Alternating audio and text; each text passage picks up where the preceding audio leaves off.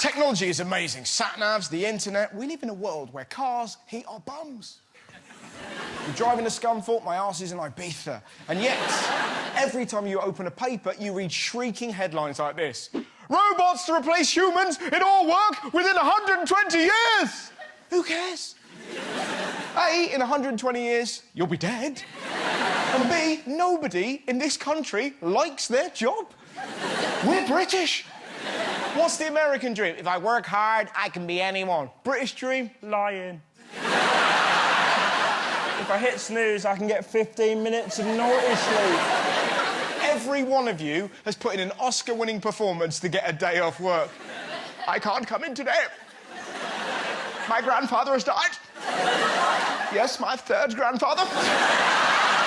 You're very kind. This could be amazing. If robots are working for us, think of all the shit we won't have to put up with in the office. No bosses, no rotas, no team bonding, no more having to buy cakes because it's your birthday. When did that become a rule? It's your special day and you have to give people you don't like treats. And they're never grateful. Is it vegan? Is it gluten-free? Is it fair trade? It's a fucking cake, Sharon. And I don't want to be rude, but you're clearly familiar. And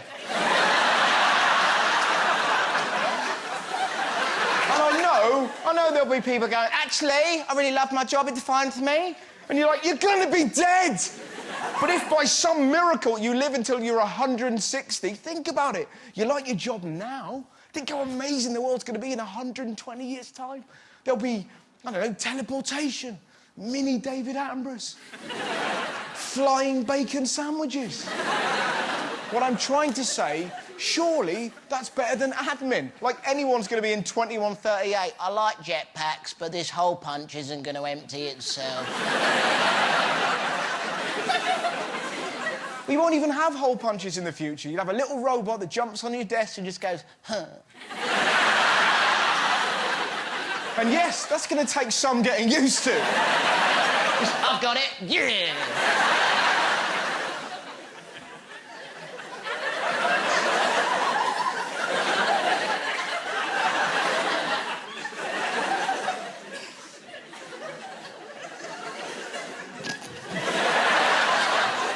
Do you want anything stapled? I'm all right, actually.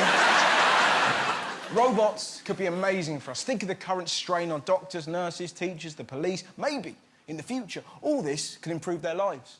But no one ever talks like that. It's always, they're going to take our jobs. We're giving them too much power. What if they rise up and kill us? I mean, Christ, look at this shrieking headline. Self-driving cars are already deciding who to kill. They're not.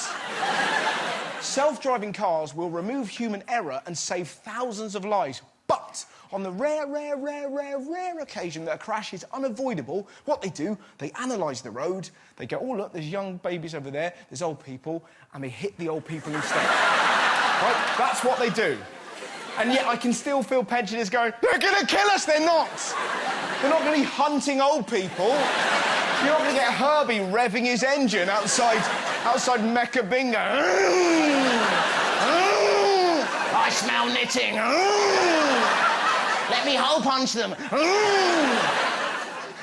Mind you, most British people aren't worried about being killed by a Tesla. They've got other ideas. Brits say you would spend time commuting in driverless cars having sex.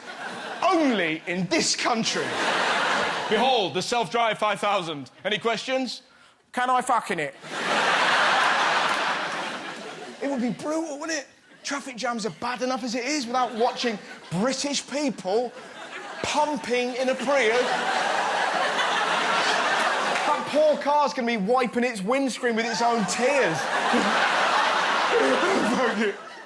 I've seen so many things.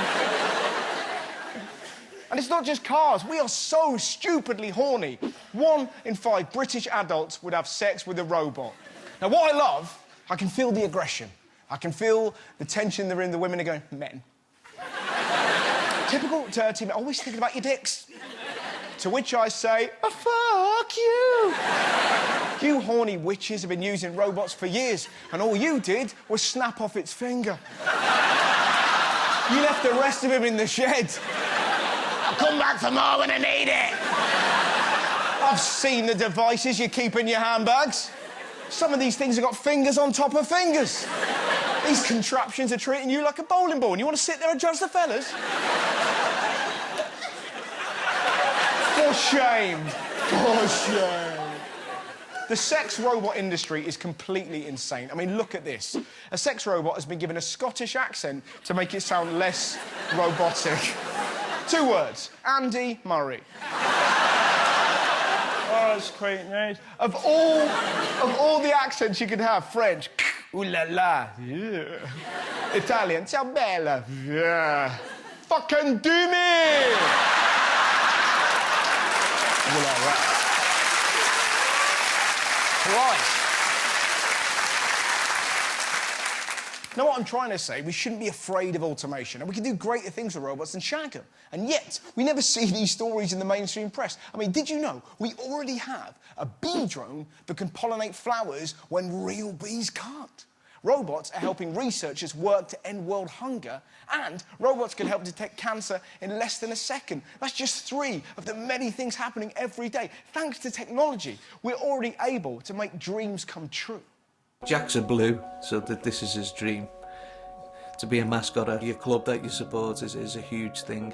It's the first ever virtual match day mascot. If you look, that is Jack, 14-year-old Jack inside there, who will be controlling the mascot from home tonight.